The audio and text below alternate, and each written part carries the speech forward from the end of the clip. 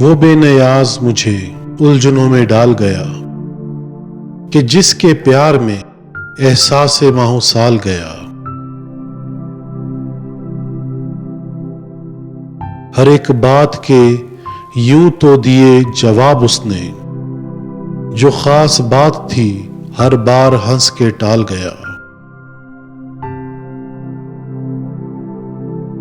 کہیں سوال تھے جو میں نے سوچ رکھے تھے، وہ آ گیا تو مجھے بھول ہر سوال گیا۔